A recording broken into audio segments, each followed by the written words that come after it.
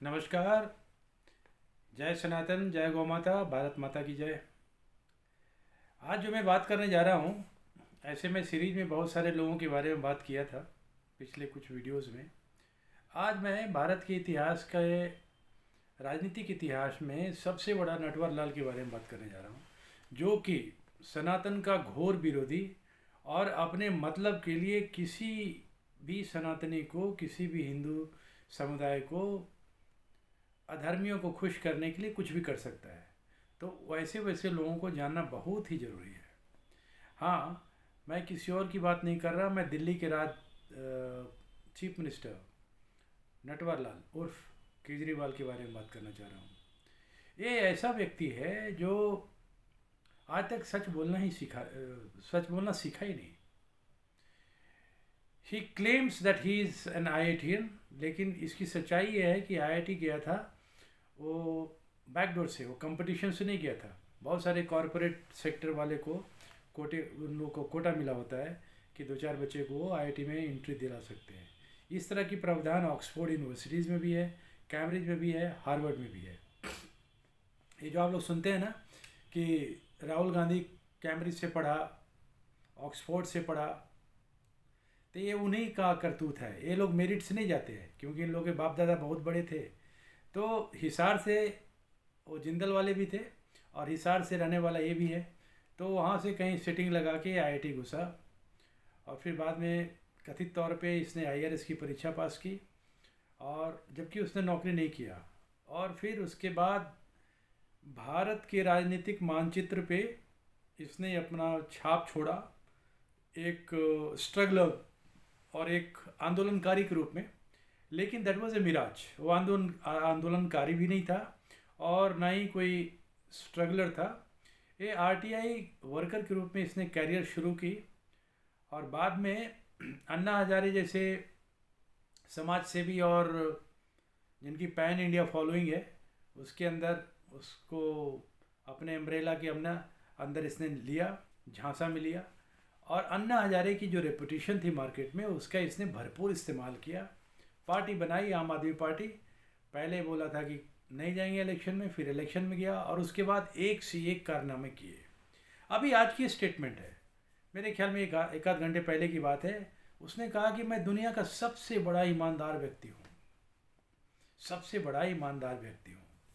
और इस ईमानदारी की उसने कुछ स्टेटमेंट भी इशू किए कि यदि मेरे पास कोई पूंजी है, यदि मेरे पास कोई बैंक बैलेंस है, तो वो है उसकी ईमानदारी। मतलब कथित तौर से केजरीवाल की ईमानदारी। मैं एक और ईमानदारी की बात करता हूँ। जब हमारे देश में प्रथम परिवार, जिसको बोलते हैं नेहरू गांधी की परिवार, नेहरू तो समझ में आता है क्योंकि जवाहरलाल नेहरू की तरफ से ट्री आई थी, और गांधी की परिवार मतलब वो नकली गांधी। गांधी ने, it was a surrogate name. ये जो राहुल गांधी है तो नकली गांधी है, गांधी का इसमें कोई अंश नहीं है। खैर, उसकी जो चेयरपर्सन थी UPA की, सोनिया गांधी, उसने हलफनामा दिया था अपने क्वालिफिकेशन के बारे में कि I am graduate from Cambridge. जब लोगों ने पता किया कि how she is graduate from Cambridge, तो पता चला कि शी एक्सेप्टेड कि नहीं, दैट वाज फॉल्स। इन्वेस्टिगेशन हुई, पता चला कि दैट वाज फॉल्स। तब इसने एक्सेप्ट किया कि I had studied in Cambridge school which is somewhere related, remotely related, in a small school in London, in England. And then she had apologized. That matter went to ethics committee. अभी तक बहुत कम लोगों की matter गई है ethics committee में, जिसमें दो लोग तो बहुत ही चर्चित हैं। एक तो माँ और दूसरा बेटा। माँ कौन? सोनिया गांधी। बेटा कौन? राहुल गांधी। ये हर चीज़ झूठ बोलने के चक्कर में ये दोनों माँ बेटा इथिक्स कमेटी में गए हैं। और यदि एथिक्स कमेटी की रिकमेंडेशन ढंग से इम्प्लीमेंट हो जाए तो ये दोनों की पॉलिटिकल करियर ख़त्म हो जाएगी। खैर, मैं आता हूँ भारत का कथित तौर से सबसे ईमानदार पार्टी आम आदमी पार्टी, और सबसे ईमानदार व्यक्ति अरविंद केजरीवाल। आज की स्टेटमेंट के अनुसार जोर जोर से बल लगा के बोल रहा था कि इससे ज़्यादा ईमानदार कोई नहीं, इसकी पूंजी दूसरी कुछ है ही नहीं, एक चमन्नी का कोई आमदनी नहीं है। जो ये सरकार वाले बोल रहे हैं कि कितना 343 करोड़ का घोटाला किया है, शराब घोटाला किया और पता नहीं अनगिनत घोटाले किए, वो मनी ट्रेल नहीं मिल रहा। अब सच्चाई ये है कि इस बंदे ने जितना भी पैसा किया सारे इलेक्शन में फूंक दिया। अदरवाइज इतने कम समय में इतने लोग कैसे खरीदे जा सकते हैं? ऑफ कोर्स ये बहुत ही क्वालिफाइड स्टेटमेंट है। लोग खरीदना मतलब डेमोक्रेटिक प्रिंसिपल्स के अगेंस्ट है, लेकिन इस बंदे ने किया। इस बंदे की करतूत जान जाएंगे तो सनातनी लोग इसको जूता लेके मारने दौड़ेंगे दिल्ली में। मैं इन दोनों की बातों को मिला जुला के बोलूँगा। ये दिल्ली में केजरीवाल और वेस्ट बंगाल में ममता बनर्जी। ये बंगाल से वेस्ट बंगाल से सटता हुआ जगह है बांग्लादेश, क्योंकि but natural east Bengal west Bengal जो अभी का उसमें का ईस्ट बंगाल था, अभी बांग्लादेश हुआ है। वेस्ट बंगाल हमारे पास रह गया पार्टीशन के बाद। तो वेस्ट बंगाल एक इस्लामिक स्टेट है। इस्लामिक स्टेट की पॉलिसी क्या होती है? जितना ज़्यादा से ज़्यादा बच्चा पैदा कर सको, 5, 10, 20, उससे मन भर जाए, औरत बूढ़ी पड़ जाए दूसरी शादी करो, दूसरी बूढ़ी पड़ जाए तीसरी करो, तीसरी मर जाए चौथी करो, मर जाए या बूढ़ी हो जाए या she gets incapacitated in either of the cases और in all of the cases you are at liberty, your religion sanctions you. अब बच्चे पैदा करो। क्यों? तो पहला मूल है कि पूरे विश्व को इस्लामिक स्टेट बनाना है। और जब तक पूरा ब्रह्मांड इस्लामिक लोगों से पट नहीं जाता है, सारे एक भी कोई कुफ्र ना हो, कोई काफिर ना हो, कुछ भी नहीं हो, सारे लोग दीन पे विश्वास लाने वाले लोग हो जाएंगे, तब क़यामत आएगी। अल्लाह ऊपर से नीचे उतरेंगे और उनके कर्मों के हिसाब से उनको फल देंगे। क्या फल देंगे? जन्नत या जहन्नुम। तो उनका कहना है कि अल्लाह इतना रहमदिल है कि हर किसी को जन्नत देगा, लेकिन जब तक वो जन्नत का दिन नहीं आता है, देने वाला दिन, दैट इज़ क़यामत का दिन, तब तक इन लोगों की पॉलिसी कि लगे रहो। तो वही कारण है कि इस्लामिस्ट लोग इसी तरीके में लगे रहते हैं कि जल्दी से जल्दी पूरे वर्ल्ड को, पूरे विश्व को इस्लामिक स्टेट बनवाओ, ज़्यादा ज़्यादा बच्चा पैदा करो। और जहाँ जहाँ डेमोक्रेसी है, डेमोक्रेसी के तहत उनको सुपरसीड कर दो पॉपुलेशन एक्सप्लोजन में। और जहाँ इस्लामिक स्टेट है वहाँ तो खुला खेल, फर्रुखाबादी, कोई रोक टोक नहीं है, जितना पैदा करो। अभी देखिए पाकिस्तान की क्या हालत है। Can you believe? 360 रुपये किलो, एक किलो का पैकेट आटे की 360 रुपये किलो। 360 से 580 रुपये आज की रेट है। आज मैं देख रहा था कोई पाकिस्तानी टीवी पे, 360 से 580 रुपये केजी पर KG, depending upon the area. वो एरिया कैसा है, थोड़ा कमज़ोर है या बहुत ही सुपर रिच है, तो सुपर रिच एरिया में दाम ज़्यादा रहता है, क्योंकि वहाँ मनी वाले लोग रहते हैं, ज़्यादा क्वेश्चनिंग नहीं करते हैं। ये झुपड़पट्टी वाले ज़्यादा चिकचिपाई करते हैं, ज़्यादा चुपड़ करते हैं, दाम साठ के बारे में पूजा करते हैं, तो जो बेचने वाले हैं उनको उतना प्रॉफिट नहीं हो पाता। तो मैं भारत के इन दोनों के बारे में बोलना चाह रहा था कि जो सुपर ईमानदार केजरीवाल, आज उसने बोला कि उसकी पूंजी है और सनातन के लिए कैसे एक बहुत बड़ा शत्रु है। आप दिल्ली की डेमोग्राफी इसने ऑलमोस्ट चेंज कर दी है। दिल्ली विधानसभा में 70 सीट है, हर कंस्टिट्यूएंसी में वही 2 लाख, 2.5 लाख, 3 लाख इस तरह की, हर कंस्टिट्यूएंसी में इसने मुस्लिम पॉपुलेशन की संख्या भर दी है।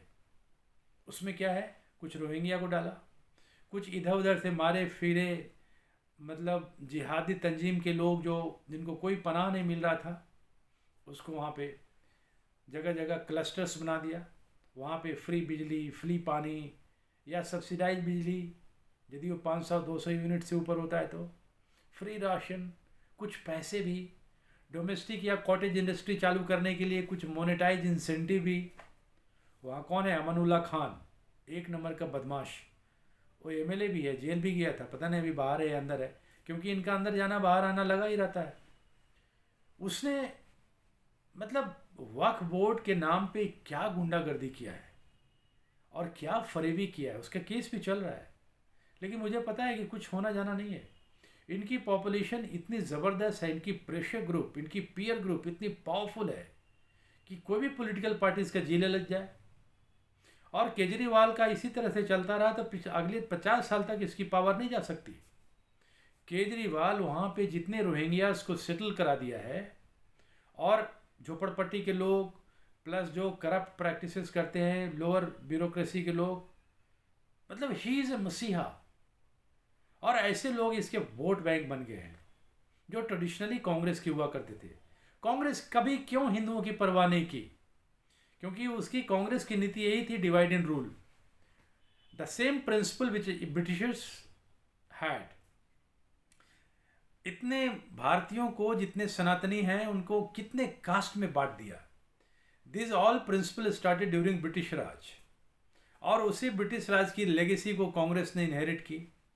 लेकिन कहते हैं ना कि every dog has its day. धीरे धीरे लोगों को सच्चाई पता चला।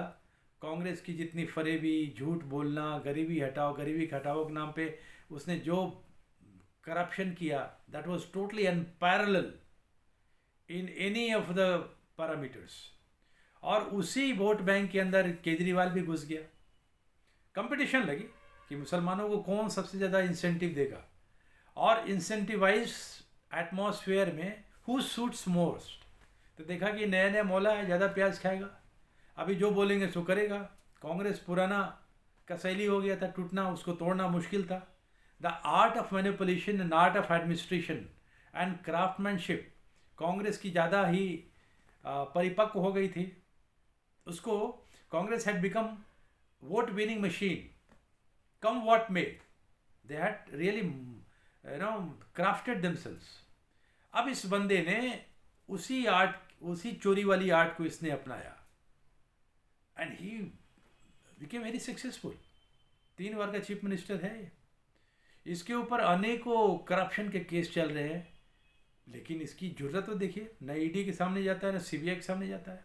एक बार गया, नॉर्मली कर्टसी प्रोटोकॉल होती है एजेंसीज की कि 1-2 बार बुलाते हैं, they get to know everything about you, and once you start non cooperating they arrest you.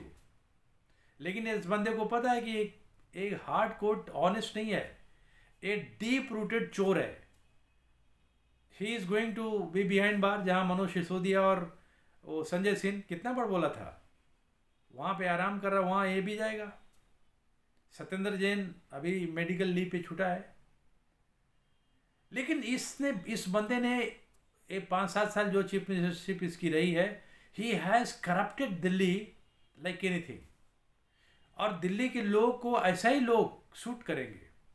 And I think BJP will have to pay great price if this scoundrel is not put behind bar immediately. अब मैं ये बात कर रहा हूं कि इसकी ताकत क्यों आती है, कहां से ताकत आती है कि ईडी को भी डिफाई कर रहा है।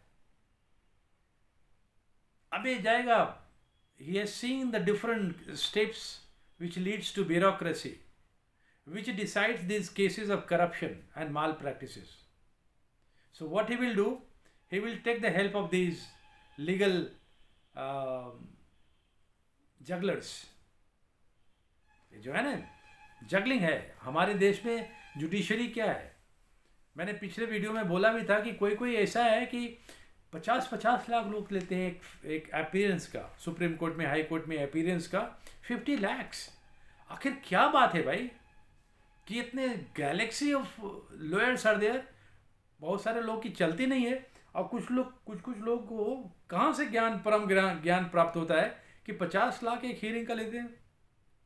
Yes, there is a catch is very simple.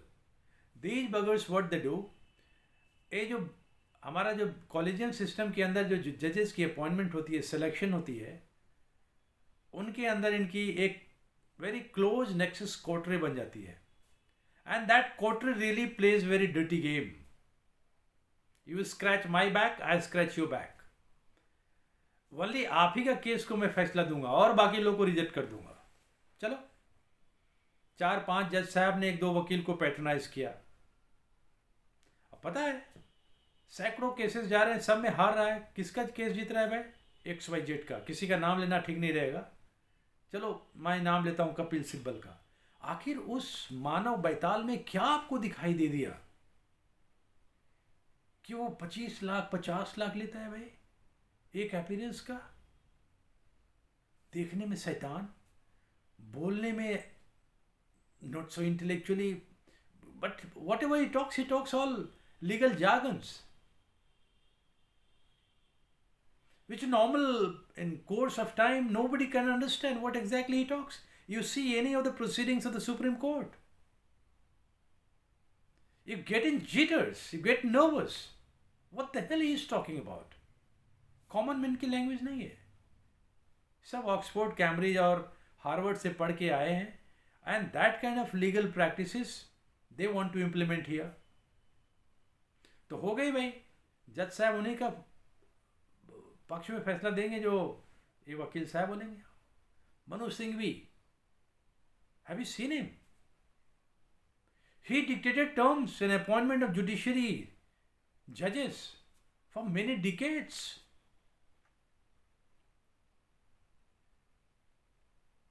तो केजरीवाल को पता है कि ईडी सीबीआई को ऐसे ही उलझा कर रखूंगा, कोर्ट जाऊंगा, पैसे मारूंगा मुंह पे, कोई ना कोई जजमेंट मेरे ऊपर आ जाएगा। और एक बार उस तरह का चीज आ गया, I will never be going to the jail. एक प्रेसिडेंट सेट होगी। भाई और बहनों, ये समझ रहे हैं कि ये प्रैक्टिस कितनी घटिया है। What this practice will lead to finally, it will lead to institutional decay. जो हमारे समाज की ताना बना जो संस्थाएं हैं, ईडी, सीबीआई और भी multi agencies which are investigative agencies, SIB, CIU, ये सब एजेंसीज को टोटली डिसफंक्शनल करने का एक तरीका है, दैट इज जुडिशरी। और एक कहावत है कि justice delayed is justice denied. If this criminal is not getting justice timely, then who will pay the price? The Hindus. Delhi भारतवर्ष का कैपिटल, कौन सा प्रांत है जहाँ से वहाँ पे कुछ हजार लोग वहाँ नहीं रहते होंगे, कुछ हजार कुछ लाख लोग नहीं रहते हैं दिल्ली में, और बिहार के तो करोड़ों लोग वहाँ रहते हैं, क्योंकि लगता है कि पूरी बिहार की फोर्स दिल्ली को चला रही है। I am talking about the work force. तो इसे पता है कि खूब चिल्लाओ और 1000 झूठ एक बार 1000 बोलोगे तो सच का रूप लेने लगता है। क्योंकि ऐसे झूठे लोग समझ गए हैं कि सच बोलने वाले की कोई कदर नहीं, झूठ बोलने वाले के लिए हर जगह कदर है। क्योंकि ऐसे झूठे लोगों की तादाद बहुत ज्यादा है। ये कितना बड़ा जोक है ना। जब मैं इंस्टीट्यूशनल डिके की बात कर रहा हूं, तो ऐसे ऐसे लोगों को यदि टाइमली नहीं नापा गया तो व्हाट विल हैपन? आप देखिए ब्यूरोक्रेसी छोड़िए, पॉलिटिक्स में देखिए, आज़ादी के बाद 20 साल तक जो पुराने हड्डी थे, पुराने ढर्रा के लोग थे, वो पॉलिटिक्स में थे। वो लोगों के पास उनकी पर्सनल कॉन्टैक्ट थी। ड्यूरिंग फ्रीडम स्ट्रगल के टाइम में भी कांग्रेस की जो भी बदमाशियाँ रही हो, लेकिन उसमें जो कांग्रेस फैमिली को छोड़ दिया था और भी समाज के लोग थे, उन लोग को ऐसा दिग्भ्रमित सा महसूस होता होगा कि ये परिवार बहुत अच्छा है, जो कि नहीं था। तो वो लोग आपस में लोगों के साथ तालमेल करके पॉलिटिक्स करते थे। बाद में उनके बच्चे आए, बहुत सॉफ्ट एरिया होता है, you give them comfort zone. तो बच्चे समाज से जुड़े हुए नहीं थे। उन्होंने क्या किया, समाज के गुंडे मवाली लोगों को पकड़ना शुरू किया कि तुम हमें वोट दिलाओ।